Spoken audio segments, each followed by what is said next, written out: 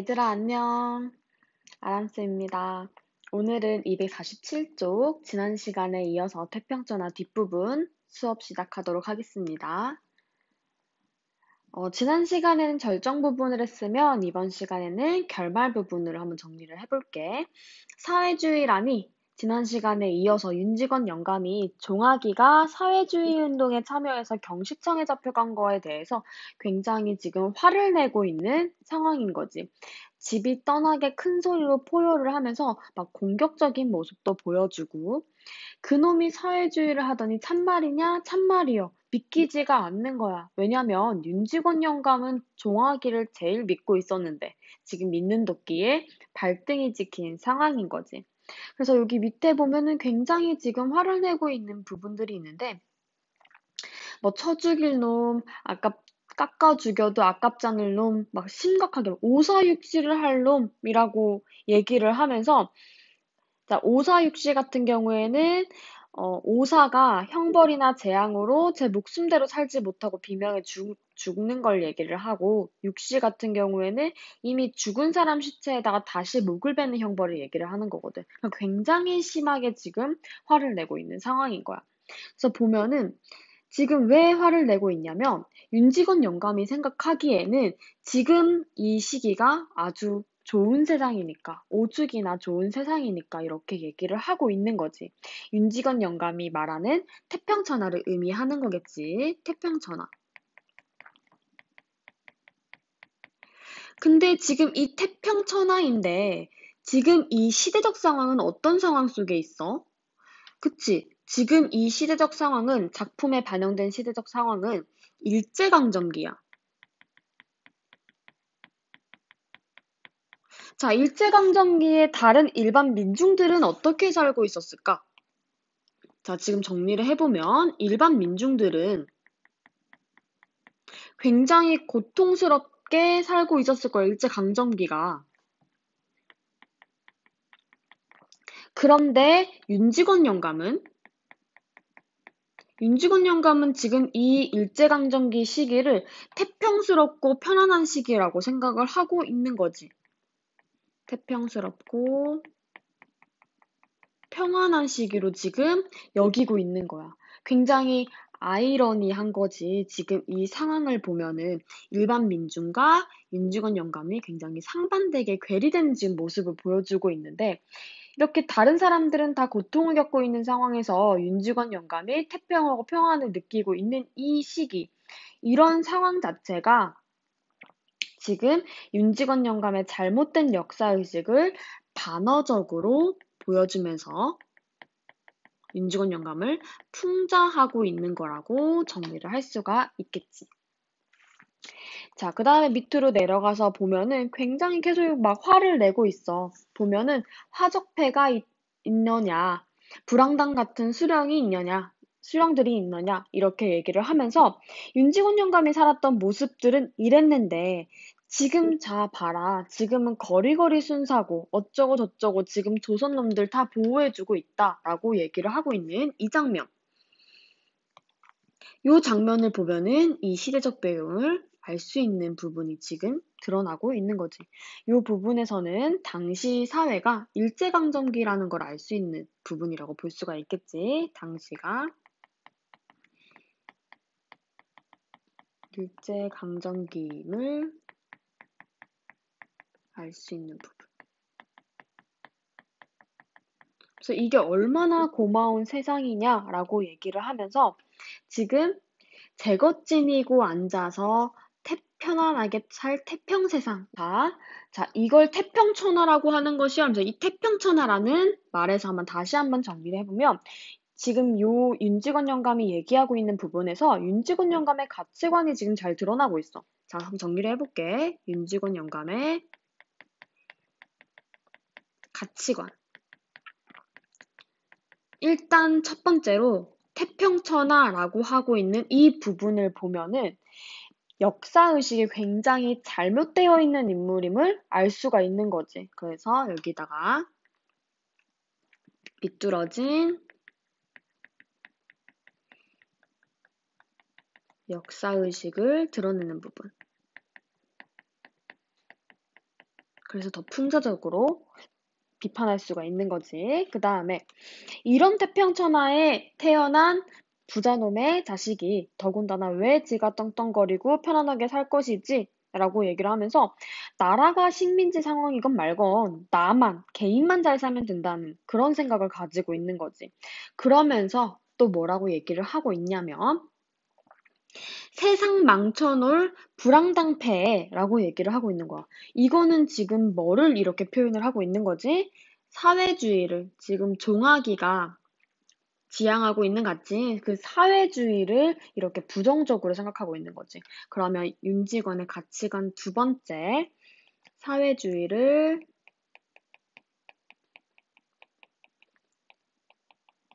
부정적으로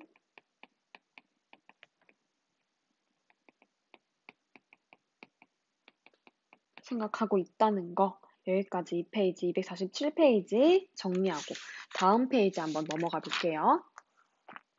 자, 다음 페이지 248쪽. 지금 요 그림 한번 봐봐. 엄청나게 지금 화가 막 난 상황이지. 자, 이어서 보겠습니다. 자, 착착 깎아주길 놈. 그놈을 내가 핀지해서 어쩌고저쩌고 또 얘기를 하고 있는데 굉장히 윤종학이라는 인물에 대해서 지금 분노를 느끼고 있고 여기다가 이제 분노를 지금 느끼고 있으면서 내가 그놈을 삼청석거리는 직분하여 주려고 하였더니 윤종학한테 재산을 나눠주려고 했던 거지. 그러면서 마지막에 응 죽일 놈 소리는 차라리 울음소리에 가깝습니다. 이제 그냥 분노 정도가 아니라 거의 울분에 가득 찬 상황인 거지. 자신의 기대를 저버린 손자에 대한 그런 울분을 보여주고 있는 거지. 이 태평천하에 라고 얘기를 하면서 계속 지금 포효하고 자기의 분노를 표현을 하면서 맨 마지막 부분에 보면은 어쩐지 암담한 여운이 스며들어 라는 표현이 있지. 어쩐지 암담한 여운. 그럼 앞으로 윤직원 영감의 집안이 붕괴될 것임을 암시해주고 있는 부분인 거지. 윤직원 집안의 붕괴를 암시하고 있는 부분. 그래서 분노하는 윤직원 영감과 그 불안함을 느끼고 있는 가족들의 모습으로 이 소설이 마무리가 되고 있는 거야. 그러면 우리가 소설 본문은 248쪽 이렇게 정리하고 다음 페이지에 있는 249쪽의 학습 활동으로 넘어가도록 하겠습니다. 자, 그럼 이제 249쪽으로 넘어가서 감상 모으기 학습 활동 내용 정리하도록 하겠습니다. 지금 잠깐 멈췄다가 선생님이랑 답을 먼저 확인하기 전에 먼저 여러분들이 답을 한번 써보고 선생님이랑 같이 하면 좀 더 내용 정리하는 데 도움이 되겠죠? 자, 답 다 썼으면 선생님이랑 같이 답 확인해 보겠습니다. 1번. 이 작품에 등장하는 인물들의 관계를 파악하고 윤직원 영감이 다른 인물들을 어떻게 생각하는지 정리해보자. 지금 1대, 2대, 3대로 지금 부자관계 이걸 지금 보여주고 있는데 2대 지금 윤직원 영감의 아들 이름 뭐라고 정리할 수 있을까? 윤창식이 이라고 정리할 수가 있고 3대는 종아기 말고 첫째 윤종수 이렇게 정리할 수 있겠지. 자, 윤직원 영감은 윤창식을 어떻게 생각하고 있었어? 이거 본문에서 서로 인물들의 대화 같은 걸로 다 알 수 있는 부분이었으니까.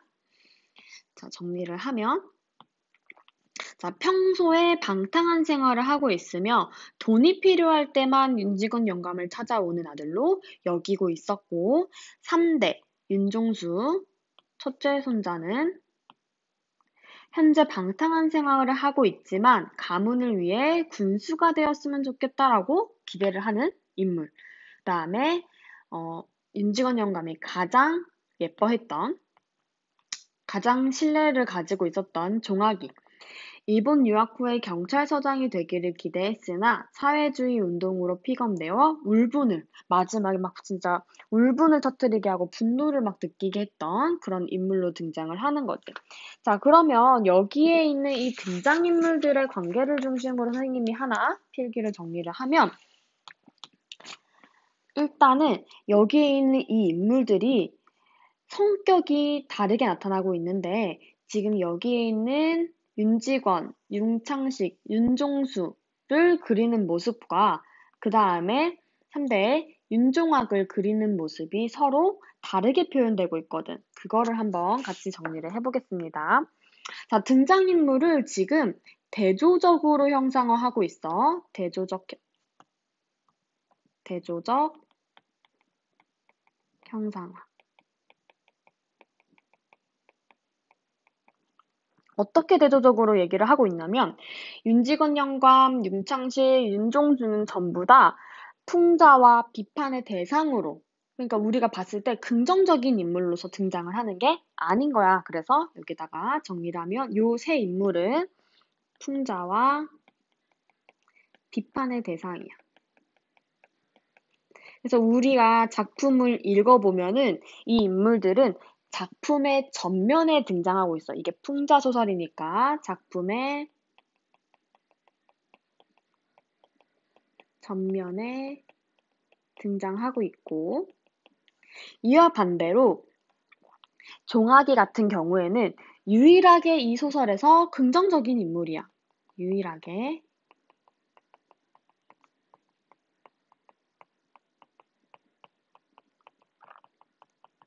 자, 그러면서 이 인물은 풍자 소설이기 때문에 전면에 등장하지는 않는 거야. 그래서 작품 속에서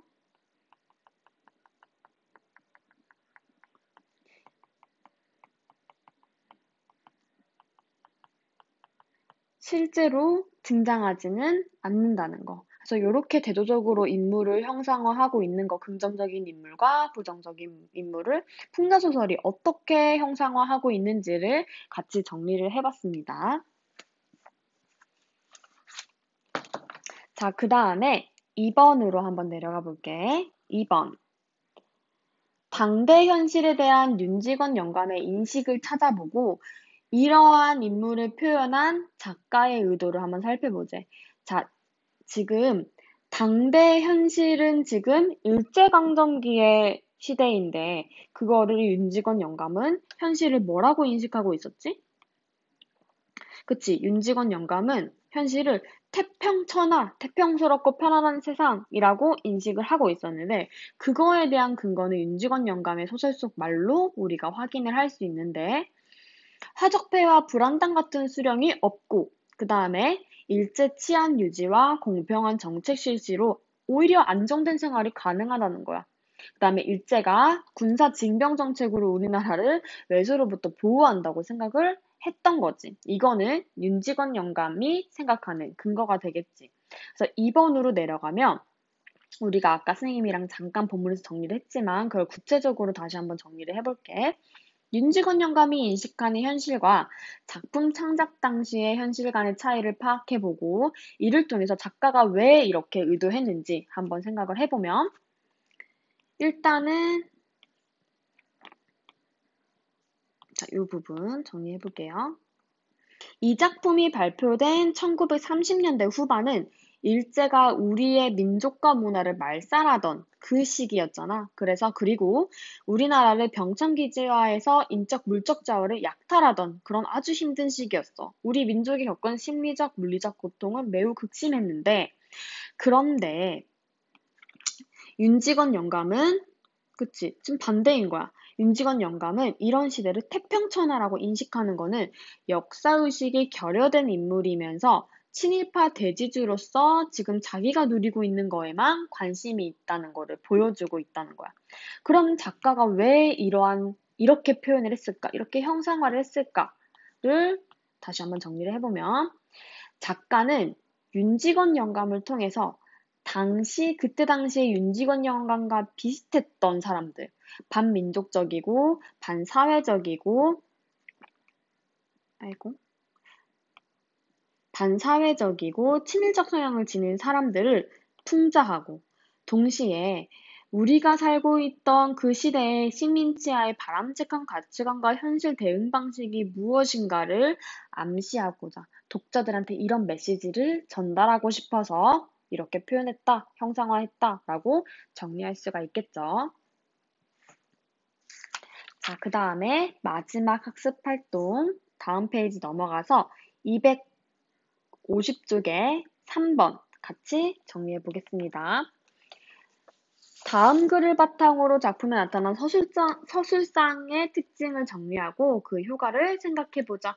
이거 본문에서 선생님이랑 같이 정리를 했었는데 다시 한번 학습 활동이 나왔으니까 정리를 한다면 일단은 서술상의 특징, 편집자적 논평이 드러나는 부분이 있었죠.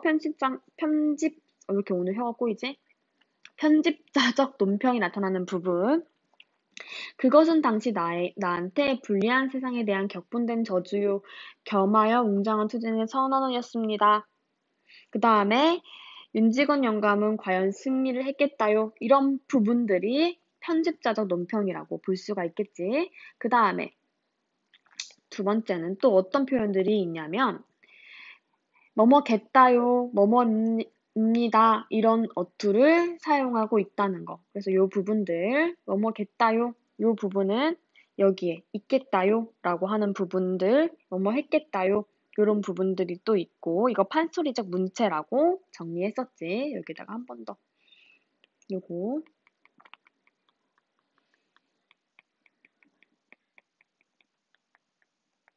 판소리적 문체 사용하고 있고 그 다음에 뭐뭐입니다. 이었습니다. 이렇게 얘기하고 있는 거. 이 표현 같은 경우에는 지금 경어체 사용하고 있는 거지. 요거는 경어체. 자, 그 다음에 비속어 사용하고 상황을 반어적으로 지금 표현하고 있는 거지. 지금 여기에서 보면은 우리만 빼놓고 어서 망해라 라고 얘기를 하는 게 이게 되게 멋있는 말이 아니잖아. 근데 이거를 굉장히 웅장한 투쟁의 선언이었다 라고 얘기를 하면서 상황을 반어적으로 표현하고 있는 거가 있었고 그 다음에 여기 위에 보면은 뭐 윤두꺼비 시절에 그 다음에 말대가리 뭐 이런 표현들이 비속어를 지금 사용을 하면서 대상을 희화화하는 그런 부분들이 나왔어. 이거를 효과를 필기를 정리를 하면